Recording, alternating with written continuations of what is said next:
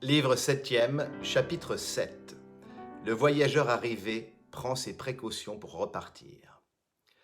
Il était près de 8 heures du soir quand la carriole que nous avons laissée en route entra sous la porte cochère de l'hôtel de la Poste à Arras. L'homme que nous avons suivi jusqu'à ce moment en descendit, répondit d'un air distrait aux empressements des gens de l'auberge, renvoya le cheval de renfort et conduisit lui-même le petit cheval blanc à l'écurie. Puis il poussa la porte d'une salle de billard qui était au rez-de-chaussée, s'y assit et s'accouda sur une table. Il avait mis 14 heures à ce trajet qu'il comptait faire en 6. Il se rendait la justice que ce n'était pas sa faute, mais au fond, il n'en était pas fâché. La maîtresse de l'hôtel entra. « Monsieur couche-t-il? Monsieur soupe-t-il » Il fit un signe de tête négatif. « Le garçon d'écurie dit que le cheval de monsieur est bien fatigué. » Ici, il rompit le silence. « Est-ce que le cheval ne pourra pas repartir demain matin ?»« Oh, monsieur, il lui faut au moins 2 jours de repos. » Il demanda, « N'est-ce pas ici le bureau de poste ?»« Oui, monsieur. » L'hôtesse le mena à ce bureau. Il montra son passeport et s'informa s'il y avait moyen de revenir cette nuit même à Montreuil-sur-Mer par la malle. La place à côté du courrier était justement vacante. Il la retint et la paya. « Monsieur, dit le buraliste, ne manquiez pas d'être ici pour partir à 1 heure précise du matin. » Cela fait, il sortit de l'hôtel et se mit à marcher dans la ville. Il ne connaissait pas Arras. Les rues étaient obscures et il allait au hasard. Cependant, il semblait s'obstiner à ne pas demander son chemin aux passants. Il traversa la petite rivière Crinchon et se trouva dans un dédale de ruelles étroites où il se perdit. Un bourgeois cheminait avec un falot. Après quelque hésitation, il prit le parti de s'adresser à ce bourgeois, non sans avoir d'abord regardé devant et derrière lui, comme s'il craignait que quelqu'un n'entendît la question qu'il allait faire. « Monsieur, dit-il, le palais de justice, s'il vous plaît ?»« Vous n'êtes pas de la ville, monsieur ?» répondit le bourgeois, qui était un assez vieux homme. « Eh bien, suivez-moi. Je vais précisément du côté du palais de justice, c'est-à-dire du côté de l'hôtel de la préfecture.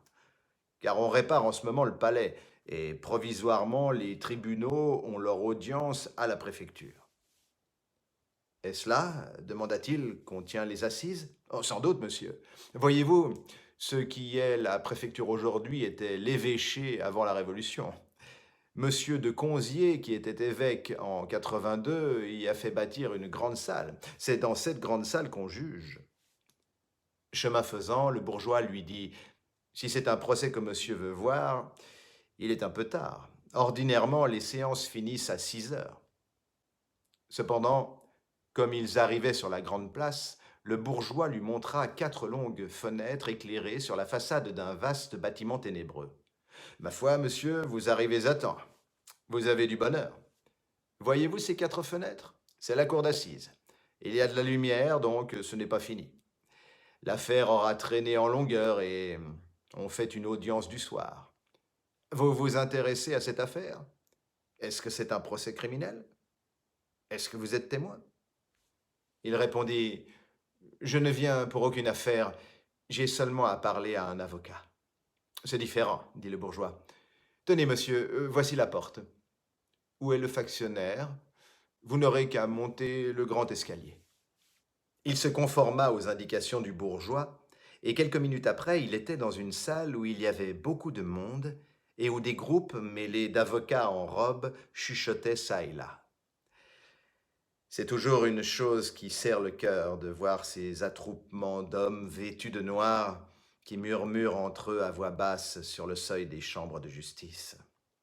Il est rare que la charité et la pitié sortent de toutes ces paroles. Ce qui en sort le plus souvent, ce sont des condamnations faites d'avance. Tous ces groupes semblent à l'observateur qui passe et qui rêve autant de ruches sombres où des espèces d'esprits bourdonnants construisent en commun toutes sortes d'édifices ténébreux. Cette salle, spacieuse et éclairée d'une seule lampe, était une ancienne antichambre de l'évêché et servait de salle des pas perdus.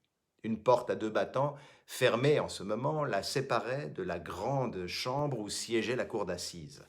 L'obscurité était telle qu'il ne craignit pas de s'adresser au premier avocat qu'il rencontra. « Monsieur, dit-il, où en est-on »« C'est fini, dit l'avocat. »« Fini ?»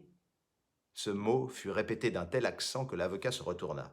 « Pardon, monsieur, vous êtes peut-être un parent ?»« Non, je ne connais personne ici. »« Y a-t-il eu condamnation ?»« Ah, sans doute. Cela n'était guère possible autrement. »« Aux travaux forcés ?»« À perpétuité. » Il reprit d'une voix tellement faible qu'on l'entendait à peine.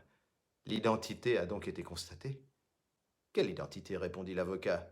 « Il n'y avait pas d'identité à constater, l'affaire était simple. Cette femme avait tué son enfant, l'infanticide a été prouvé, le jury a écarté la préméditation, on l'a condamnée à vie. »« C'est donc une femme, dit-il ? » ?»« Mais sûrement, la fille Limosin. »« De quoi me parlez-vous donc ? » ?»« De rien. Mais puisque c'est fini, comment se fait-il que la salle soit encore éclairée ? » ?»« C'est pour l'autre affaire qu'on a commencé il y a à peu près 2 heures. »« Quelle autre affaire ? » ?»« Oh, celle-là est claire aussi. C'est une espèce de gueux, un récidiviste, un galérien qui a volé. Je ne sais plus trop son nom. En voilà un qui vous a une mine de bandit. Rien que pour avoir cette figure-là, je l'enverrai aux galères, moi. »« Monsieur, demanda-t-il, y a-t-il un moyen de pénétrer dans la salle ? » ?»« Je ne crois vraiment pas. Il y a beaucoup de foule. Cependant, l'audience est suspendue. Il y a des gens qui sont sortis et à la reprise de l'audience, vous pourrez essayer. »« Par où entre-t-on ? » ?»« Par cette grande porte. » L'avocat le quitta. En quelques instants, il avait éprouvé, presque en même temps, presque mêlé, toutes les émotions possibles. Les paroles de cet indifférent lui avaient tour à tour traversé le cœur comme des aiguilles de glace et comme des lames de feu.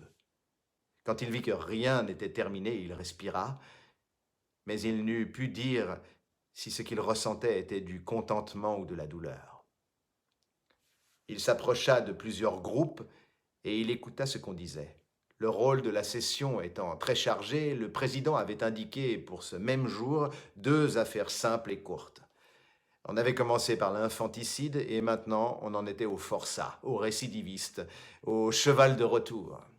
Cet homme avait volé des pommes, mais cela ne paraissait pas bien prouvé. Ce qui était prouvé, c'est qu'il avait été déjà aux galères à Toulon. C'est ce qui faisait son affaire mauvaise. Du reste, l'interrogatoire de l'homme était terminé et les dépositions des témoins. Mais il y avait encore les plaidoiries de l'avocat et le réquisitoire du ministère public. Cela ne devait guère finir avant minuit.